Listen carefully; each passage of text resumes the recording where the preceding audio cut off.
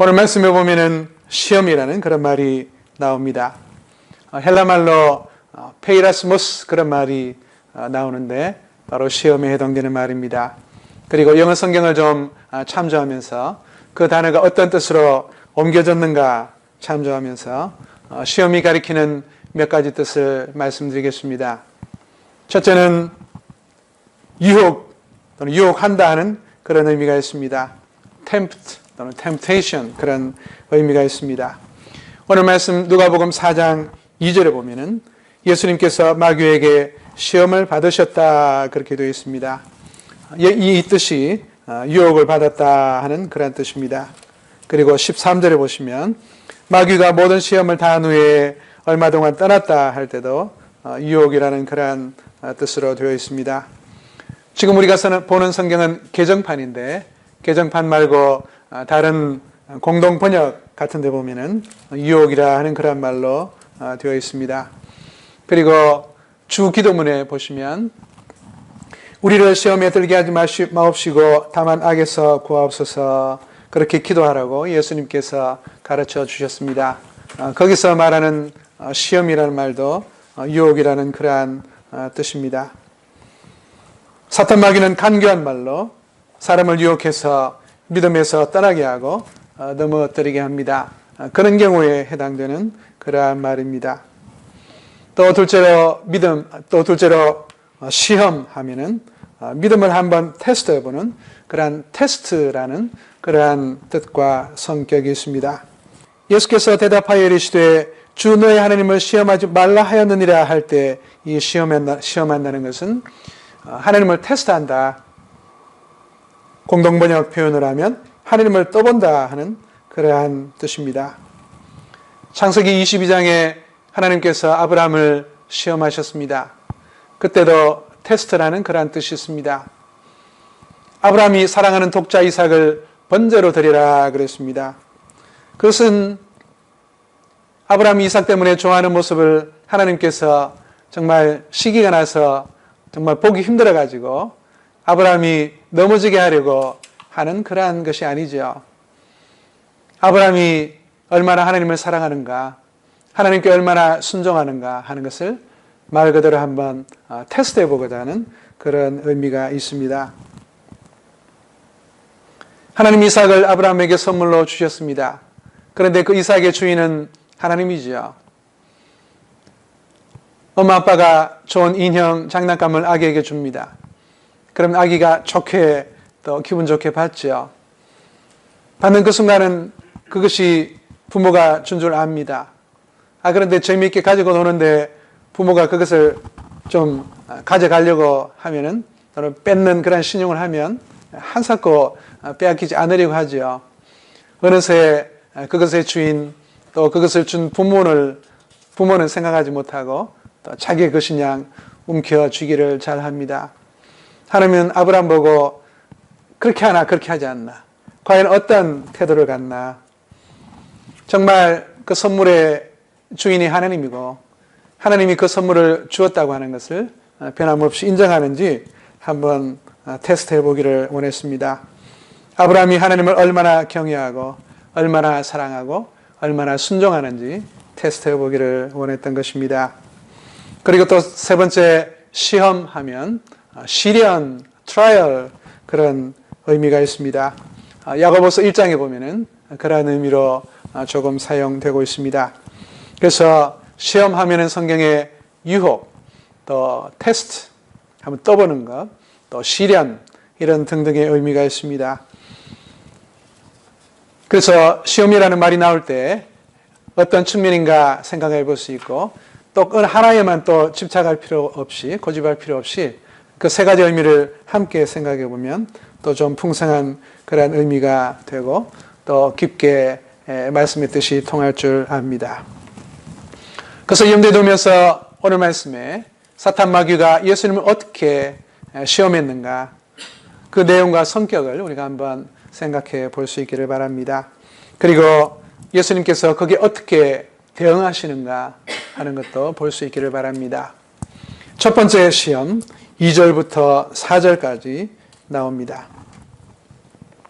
예수님은 40일 동안 줄이시면서 또 사역을 위해서 기도하셨을 것입니다. 그때 마귀가 예수님 보고 돌들에게 명해서 떡이 되게 해라 그랬습니다. 예수님은 하나님의 아들이기 때문에 충분히 그렇게 할 능력이 있지요. 그렇지만 예수님은 능력 행하는 것을 통해서 하나님의 아들이라는 것을 입증하려고 하기보다는 오히려 하나님을 향한 믿음과 순종을 통해서 정말 하나님의 아들이심을 증명해 보이려고 했습니다. 그래서 사람이 떡으로만 살 것이 아니다 그렇게 말했습니다. 그래서 하나님께서 친히 먹을 것, 먹는 문제에 떡을 공급해 주시고 또 책임져 주실 것이다. 그러니 그런 상황 가운데서 그런 믿음과 하나님을 향한 신뢰와 순종으로 행하겠다 하는 그런 의지를 나타내 보여주신 것입니다. 두 번째 시험 5절부터 8절까지 나오지요. 마귀가 이번에는 예수님에게 순식간에 천하만국을 보여주면서 그 모든 권위와 영광은 하나님께서 자기에게 넘겨준 것이기 때문에 내가 원하는 자에게 준다. 너가 만일 내게 절하면 너의 것이 될 것이다. 예수님에게 말했습니다. 한 번 타협하고 한 번 눈 딱 감고 사탄 마귀에게 딱 한 번 절하기만 하면 그 모든 권세와 영광을 얻을 수 있을 것이다 하는 말이죠. 예수님께서는 어떻게 대응했습니까? 하나님이 말씀하시기를 오직 하나님에게만 경배하고 다만 그를 섬기라 했다 하는 그러한 말씀을 인용하면서 물리쳤습니다. 물론 예수님은 하나님의 아들입니다. 그 예수님께서 모든 것을 다 다스리고 통치하십니다. 그런데 사탄에게 절하는 그러한 방법을 통해서가 아니라 하나님의 뜻을 따라서 십자가를 지고 또 죽으시고 감당하는 그러한 방법을 통해서 그리고 그 끝에 부활을 통해서 하나님의 아들로 인정되시고 또 모든 것을 통치하시고 하나님의 나라를 다스리시는 그러한 분으로 등극하실 것입니다. 그런데 사탄 마귀는 그러한 십자가 고난 그 방법이 아니라 그냥 손쉬운 방법, 사탄 마귀에게 절 한번 까딱하는 그러한 방법으로 세상의 주가 되겠다 하고 유혹하는 것입니다. 그런데 예수님은 그것도 물리치고 이겼습니다. 또 세 번째 시험 9절 이하에 나옵니다. 마귀가 예수님에게 성전 꼭대기에서 뛰어내려보라. 너가 만일 하나님의 아들이면 하나님께서 천사들을 보내어서 지켜주셔서 예수님의 발이 땅에 닿지 않도록 그렇게 떠받쳐 줄 것이 아니냐 하는 것입니다. 하나님께서 예수님을 지켜주시나 안 지켜주시나 한번 테스트해봐라. 한번 하나님을 떠봐라 하는 그런 것이죠. 그때 예수님은 하나님을 테스트하지 말라. 시험하지 말라. 그렇게 말씀하고 또 그 말씀으로 물리쳤습니다. 예수님의 말씀에 따르면 그 마귀의 제안은 하나님을 테스트하는 것, 하나님을 떠보는 그러한 행위에 해당되는 것이죠. 오늘 말씀 누가복음 4장인데 3장 21절 이하에 보면 예수님께서 이제 공생의 사역을 앞두고 세례를 받으시는 그런 내용이 나옵니다. 그리고 이제 준비를 갖추시고 사역을 막 시작하십니다. 그러한 중요한 시점에 예수님은 마귀의 시험을 받으셨습니다. 그렇지만 그 시험에 넘어간 것이 아니고 이기셨죠. 오늘 말씀을 자세히 보면은 예수님이 세 차례 다 말씀을 인용해서 이겼습니다. 4절, 또 8절, 또 12절 예수님이 말씀하시기를 기록된 바 어떻게 하라 하였다, 또 어떻게 하였다, 말씀되었다, 기록되었다 이러한 말씀으로 또 물리셨습니다. 거기에 인용된 말씀이 밑에 주가 나와 있는데 다 신명기 말씀을 인용해서 이기셨죠. 신명기 말씀은 광야 생활 40년이 거의 다 끝날 무렵에 약속의 땅이 빤히 보이는 그곳에서 모세가 백성들을 모아놓고 마지막 당부하는 그런 말씀입니다. 그러니까 40년 광야 생활을 회고하고 또 앞으로 약속의 땅 가나안 땅에 들어가면 절대로 하나님의 은혜를 잊어버리지 말고 하나님께 순종하며 잘 섬기며 살아라 하는 그러한 당부의 말씀입니다. 모세는 약속의 땅을 밟아보지 못합니다. 그러니까 모세 입장에서는 유언과도 같은 그러한 말씀이지요.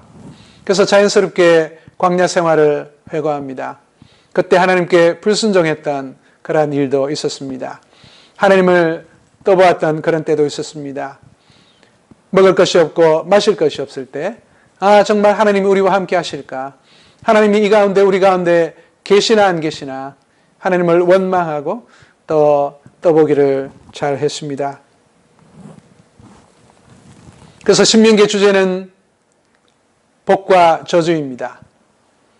하나는 축복 보따리가 있고 하나는 저주 보따리가 있습니다.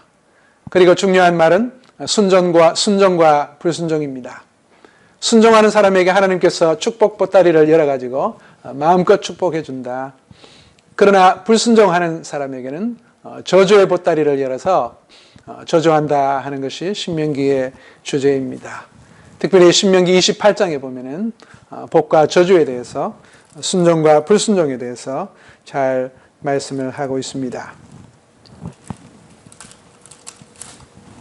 그래서 이 시험 내용을 보면은 사람의 조상 아담이 에덴 동산에서 그리고 이스라엘 백성들이 광야에서 받았던 그 시험 내용과 비슷합니다. 그런데 차이는 아담과 백성들은 동산과 광야에서 그 문제에서 실패했는데 예수님은 승리하셨다 하는 것입니다. 고린도전서에 보면은 예수님을 가리켜서 마지막 아담 또는 둘째 아담 그런 말을 씁니다. 그러니까 아담은 첫째 사람이라면 또 예수님은 둘째 아담, 마지막 아담이라고 말합니다. 그리고 아담은 죄 때문에 모든 사람을 죽게 했다. 그렇지만 마지막 아담 예수님은 그 예수님 때문에 모든 사람을 살리신다 그렇게 말씀을 합니다. 첫 번째 시험 내용인 떡 문제. 아담은 에덴 동산에서 먹을 것이 풍족한 가운데서도 하나님께 불순종함으로 실패했습니다. 반대로 광야는 먹을 것이 부족한 곳인데 또 백성들이 그것 때문에 불평하다가 실패했습니다. 그래서 먹을 것이 많아도 시험거리고 또 먹을 것이 부족해도 시험거리입니다. 잠언서 30장 7절 이하에 보면 그래서 이렇게 말합니다. 기도하기를 주님 제가 너무 부자가 되지도 말게 해주시고 너무 가난하지도 말게 해주세요. 너무 부자가 되어서 혹 하나님을 모른다 부인할까 두렵습니다. 너무 가난해서 도둑질할까 두렵습니다. 그랬습니다. 그래서 너무 부자가 되지도 말고 너무 가난한 자가 되지도 말고 또 적당하게 해주시고 또 필요한 거 달라고 그렇게 기도했습니다. 풍족한 환경도 시험거리가 될 수 있습니다. 부족한 환경도 시험거리가 될 수 있습니다. 아담은 동산에서 또 백성들은 광야에서 그러한 떡 문제, 먹는 문제 때문에 실패했습니다. 또 하나님을 섬기지 아니하고 또 우상을 섬기고 또 타협하고 그렇게 하기를 잘했습니다. 그리고 하나님을 테스트하고 또 시험하기를 잘했습니다.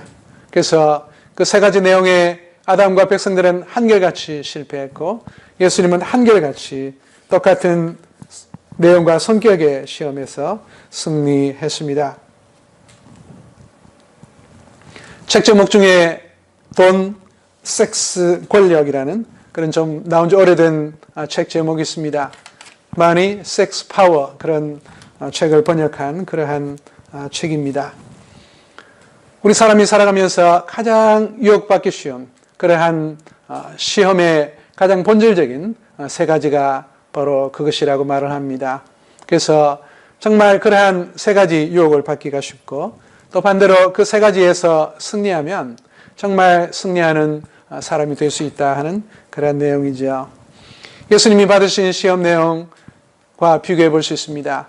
항목이 똑같지는 않지만 참 비슷한 그러한 부분이 있습니다. 돈 문제, 먹는 문제, 떡 문제, 또 명예 문제, 권력 문제, 권세 문제 그런 것이 참 시험의 본질이기 때문에 그렇습니다. 예수님도 시험을 받으셨습니다. 우리도 유혹을 받을 수가 있습니다. 그래서 유혹을 받는 거하고 유혹에 빠지는 거하고는 다릅니다. 주기도문에 시험에 들게 하지 마시고 다만 악에서 구하옵소서 그랬습니다. 공중의 새가 날아갈 수는 있습니다. 그렇지만 그 새가 또는 벌레가 나에게 앉지 못하도록 그렇게 좇을 수는 있는 것과 같은 원리입니다.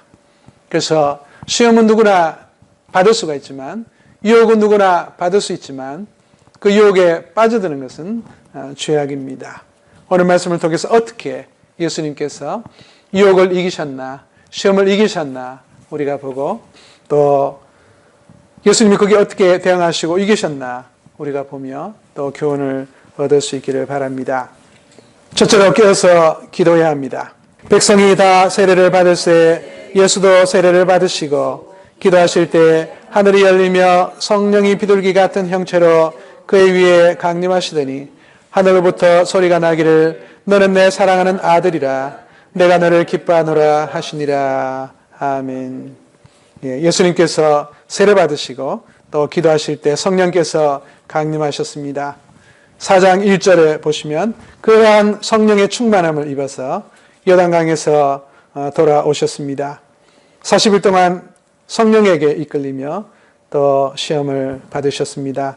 이 모든 날에 아무것도 잡수시지 아니하시니 날수가 다함에 줄이셨다. 4장 1절 2절에 말씀을 합니다. 예수님이 40일 동안 금식하셨는데 그냥 쫄쫄 굶기만 하셨겠습니까? 그렇지 않겠죠. 중차대한 이러한 공생의 사역을 앞두고 정말 하나님께 깊이 기도했을 것입니다. 우리도 예수님처럼 시험과 유혹을 이기려면 예수의 본을 받아 깨어 기도해야 합니다. 예수님께서 십자가를 지시기 직전에 하나님의 뜻을 구하는 고난의 순간이 자기를 지나가기를 구했지만 결국은 자기 원대로가 아니라 하나님의 원대로 되기를 원합니다. 기도했습니다.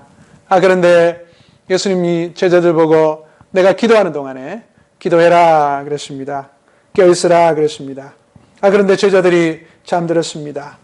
마가복음 14장 37절 이하에 보면 제자들이 자는 것을 보시고 베드로에게 말씀하시되 시몬아 자느냐 너가 한 시간도 깨어있을 수 없더냐 시험에 들지 않게 깨어 기도하라 마음에는 원이로되 육신이 약하도다 그랬습니다. 베드로전서 5장 8절에도 근신하라 그러니까 정신을 차리고 깨어라 너희 대적 마귀가 우는 사자같이 두루다니며 삼킬 자를 찾는다 그랬습니다.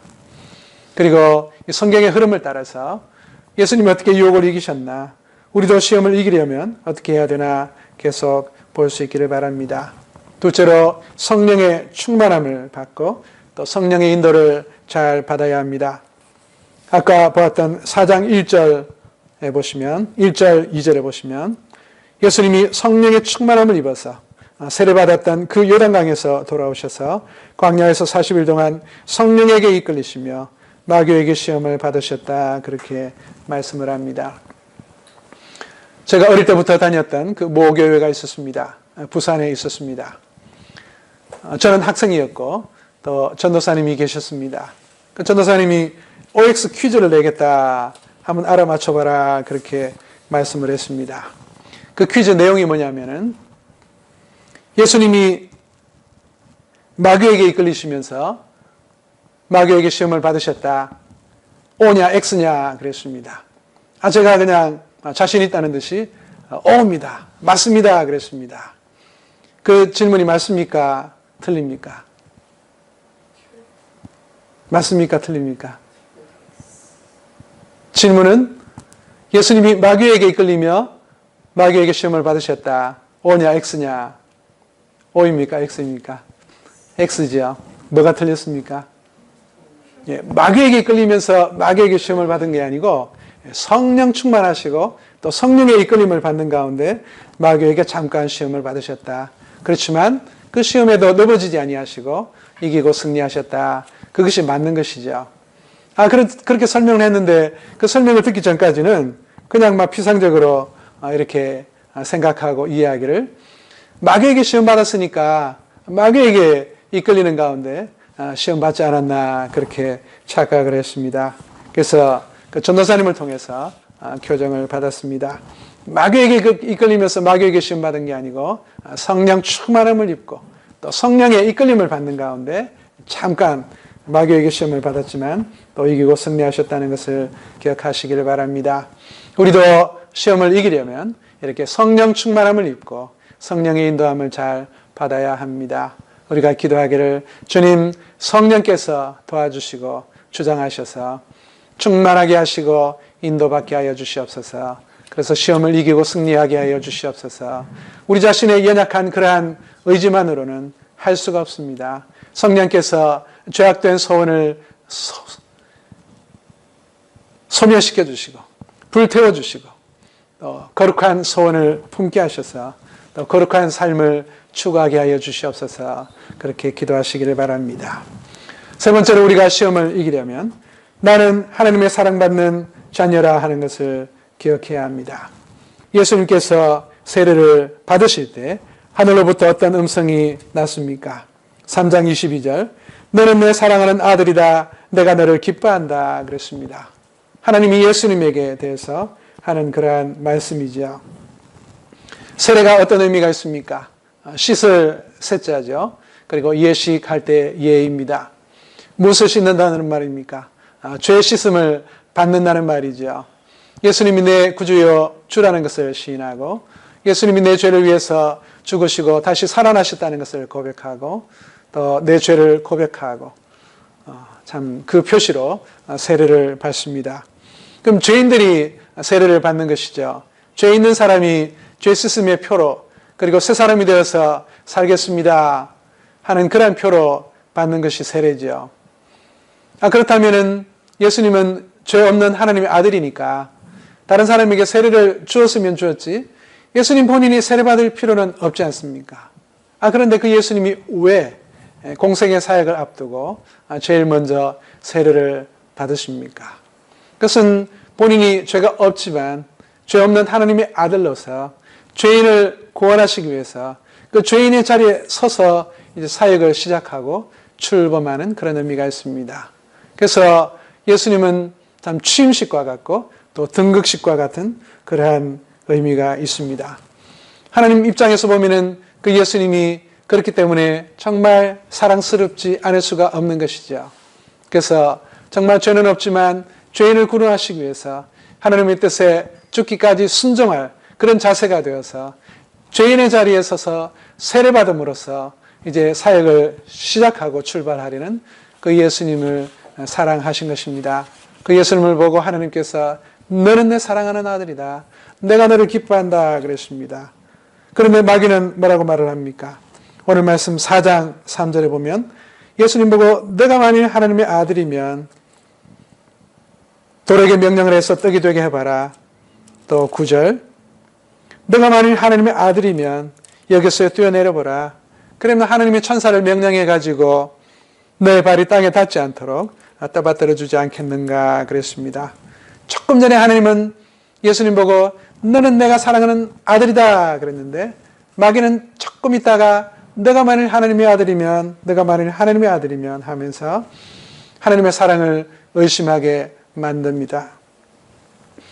이것이 사탄의 특기입니다. 요한복음 8장 44절에 보시면 예수님께서 사탄을 가리켜서 거짓말장이요 거짓의 아비다 그렇게 말을 합니다. 사탄의 특징은 거짓말하는 것입니다. 그리고 하나님과 사람 사이를 그리고 사람과 사람 사이를 이간시키는 그러한 특기가 있습니다. 사탄이 우리 보고도 그렇게 거짓말을 합니다. 우리가 아플 수 있습니다. 병들 수 있습니다. 가난해질 수 있습니다. 사업이 실패할 수 있습니다. 가정적인 문제를 겪을 수가 있습니다. 그러면 사탄이 우리 보고 속삭입니다. 너 그런 일을 겪는 거 보니까 하나님이 살아계시지 않지. 너가 그런 일을 겪는데 어떻게 너가 하나님의 사랑받는 자녀라 할 수 있나? 너가 그런 일을 당하고 있는데 하나님 너를 어떻게 사랑한다고 할 수가 있나? 너 잘못 생각하는 거야 하면서 자꾸 거짓말을 할 수가 있습니다. 그러한 어려움을 당할 때임에도 불구하고 정말 주님 우리를 사랑하신다는 사실을 꼭 붙드시기를 바랍니다.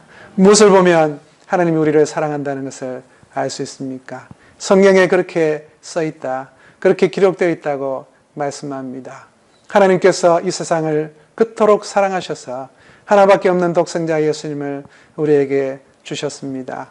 그래서 우리가 영생과 구원과 천국을 누리게 해 주셨습니다. 여러분, 하나님께서 예수님을 이 세상에 보내시고 우리 대신 죽게 하셨다는 사실을 믿으십니까? 그렇다면 절대로 하나님의 사랑을 의심할 필요가 없습니다. 하나님이 우리를 너무도 사랑하셔서 그렇게 하셨다고 말씀하기 때문입니다. 성경 말씀은 하나님이 우리를 향한 러브 스토리입니다. 우리를 그토록 사랑하신다는 사실을 구구절절히 보여줍니다. 그래서 정말 우리가 어려움을 당하더라도 하나님은 살아계신다. 하나님은 그럼에도 불구하고 나를 사랑하고 계신다. 나는 변함없는 하나님의 자녀다. 언약의 자녀다 하는 것을 꼭 기억하고 또 이기시기를 바랍니다. 넷째로 우리가 시험을 이기려면 하나님의 말씀을 기억하고 그 말씀을 무기로 삼아서 그것을 물리쳐야 합니다. 오늘 말씀 4절 한번 보시기 바랍니다. 기록된 바 어떻게 하였느니라. 8절 기록된 바 어떻게 하였느니라. 12절 이르시되 어떻게 하라 하였느니라 그랬습니다. 다 이렇게 하나님이 말씀하셨다. 이렇게 성경에 기록되어 있다 하는 그런 말이죠. 예수님이 처음 하신 말씀은 아니죠. 주에 나와 있는 대로 아까 말씀드린 대로 신명기에 나오는 말씀이죠. 그것을 기억하고 그것을 무기 삼아서 물리쳤습니다. 에베소서 6장에 보면은 영적인 전쟁에 이기고 또 마귀와 대항하기 위해서 하나님의 전신갑주를 입어라. 완전 무장해라. 그렇게 말씀을 합니다. 그런데 다른 것은 다 방어용 무기입니다. 진리로 허리띠를 띠고 의의 호심경을 붙이고 가슴바지죠. 평안의 복음이 준비한 것으로 신을 신고 믿음의 방패를 가지고 날아오는 불화살을 소멸하라 그랬습니다. 그런데 유일하게 공격용 무기가 있습니다. 에베소서 6장 17절에 보면은 구원의 투구와 성령의 검, 곧 하나님의 말씀을 가져라 그랬습니다. 그래서 유일하게 성경 말씀은 공격용 그런 무기로 언급되어 있습니다. 예수님처럼 성경 말씀을 붙들고 또 그것을 무기로 삼아서 마귀의 공격을 물리치고 또 이기고 승리할 수 있어야 합니다. 전에 나왔던 개역 한글판 성경의 시편에 보면은 묵상한다 그런 말이 나오죠.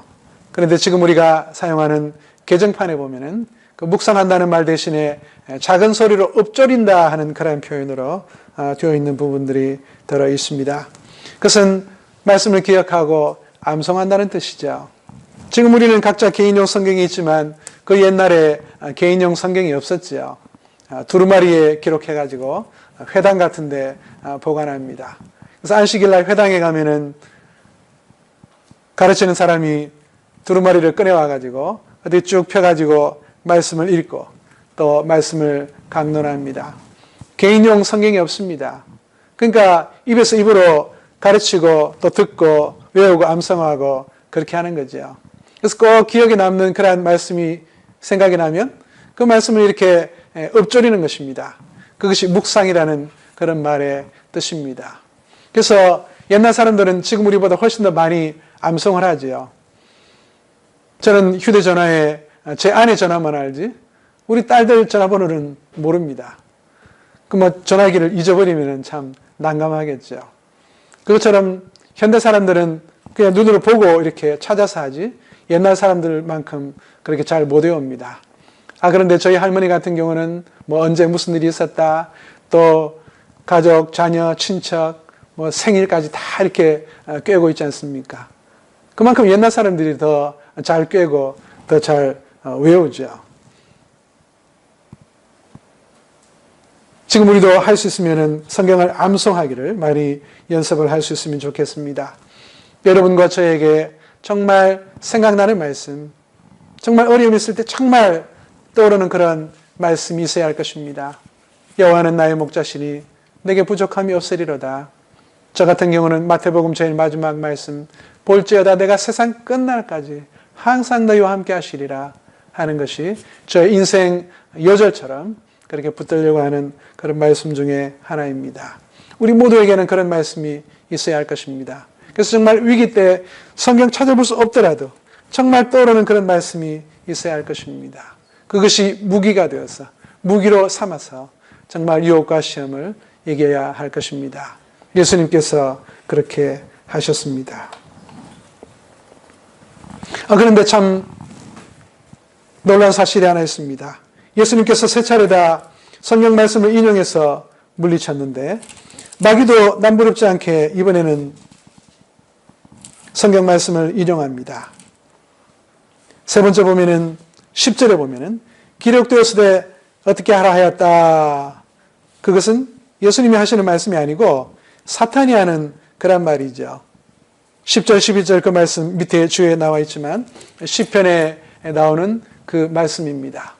그러니까 예수님만 말씀을 인용한 것이 아니고 마귀도 성경 말씀을 인용했습니다. 지금도 이단들이 자기 논리를 뒷받침하는 그러한 근거로 무엇을 끌어당겨서 이야기합니까? 자기들도 성경을 근거로 이렇게 주장하는 경우가 많지요. 주로 구약의 다니엘 또 신약의 요한계시록 왔다 갔다 하면서 자기들의 논리를 뒷받침하는 근거로 인용하기를 잘합니다. 그런 것이 바로 아전인수, 제논에 물대기 하는 그런 식이죠. 객관적으로 말씀하는 그 말씀을 우리가 가져와서 이렇게 가르쳐야 될 텐데 거꾸로 자기 주장을 내세워야 되는데 성경 말씀을 끌어와 가지고 그것을 뒷받침하고 근거로 제시하려고 하는 것이죠. 그래서 우리는 정말 마귀도 성경 말씀을 인용해서 예수님을 유혹하려고 했구나 하는 것을 기억하면서 우리도 정말 말씀을 잘 알고 또 정말 옳고 그름을 잘 분별하여서 잘 물리칠 수 있어야 할 것입니다. 마지막 다섯 번째로 예수님의 도우심을 의지해야 합니다. 예수님이 우리를 구원하시기 위해서 사람이 되셨습니다. 그것을 가리켜서 성육신 그렇게 부릅니다. 될 성자 그리고 육신입니다. 그래서 요한복음 1장 14절 말씀이 육신이 되어 우리 가운데 거하심에 하는 말씀을 한자식으로 표현하면 성육신 그렇게 됩니다. 그래서 예수님은 죄 없는 하나님의 아들이십니다. 그런 분으로서 사람이 되셔서 사람으로서 당할 수 있는 모든 시험과 환난을 다 당하셨습니다. 그렇기 때문에 오늘날 시험을 당하는 사람들을 잘 이해할 수 있습니다. 그리고 잘 도와줄 수 있습니다. 특별히 히브리서 4장 15절에 보면은 우리의 연약함을 동정한다 하는 말이 나오는데 그것이 전에 사용하던 이 개혁판에 보시면 체휼한다 하는 그런 말로 되어 있습니다. 그래서 체휼한다는 그 말이 지금 우리 개정판에 동정한다 그런 말로 되어 있습니다. 체휼 잘 아시는 우리에게 익숙한 그런 말이죠. 체휼한다, 동정한다 이 말은 두 단어가 합친 말입니다. 하나는 누구누구와 함께 그런 말과 또 겪는다, 당한다, 고난을 당한다 하는 그런 뜻이 합쳐졌습니다. 예수님께서 정말 우리 인생으로서 당하는 모든 환난을 다 겪어보셨습니다. 내가 겪은 그런 어려움 중에 예수님이 당해보지 않은 그런 것이 있는지 한번 생각해 보시기 바랍니다. 하나도 없을 것입니다. 배가 고프십니까? 예수님도 40일 동안 금식하셨습니다. 피곤하십니까? 예수님도 사마리아 동네를 지나가면서 행로에 고나셔서 털썩 주저앉았습니다. 목마르십니까? 그 예수님은 사마리아 여인 보고 물 좀 달라고 요청했습니다. 십자가에 달려서 정말 피와 물을 쏟으시면서 내가 목마르다 그랬습니다. 십자가에서 나의 하나님 어찌하여 나를 버리셨습니까? 하고 절규했던 그 예수님이시기 때문에 버림받은 사람의 마음을 잘 아실 것입니다. 수치와 멸시와 조롱을 당해보셨거나 당하고 있는 그런 분이 있습니까? 예수님도 옷을 다 빼앗기고 빨가벗긴 채로 십자가에 달렸습니다. 침뱉음도 당했습니다. 내가 하나님의 아들이라면 한번 뛰어내려봐라. 내가 다른 사람은 구원하지만 너 자신은 구원하지 못한다 하는 그러한 조롱을 받기도 했습니다. 그렇기 때문에 예수님은 우리 인생을 구원하시기 위해서 인생이 되셔서 성육신하셔서 우리 사람으로서 당할 수 있는 모든 그러한 시험과 환난을 온몸에 다 당해보신 분입니다. 그렇기 때문에 우리를 체휼하시고 동정하고 잘 이해할 수 있습니다. 그래서 우리를 잘 도와줄 수 있는 그러한 분이십니다. 우리도 예수님처럼 때로 희생하고 온전히 순종하고 손해보고 신뢰하고 순종함으로써 언제나 있을 수 있는 그러한 마귀의 유혹을 예수처럼 예수의 본을 받아 우리가 넉넉히 이기고 승리하는 삶이 될 수 있기를 소원합니다.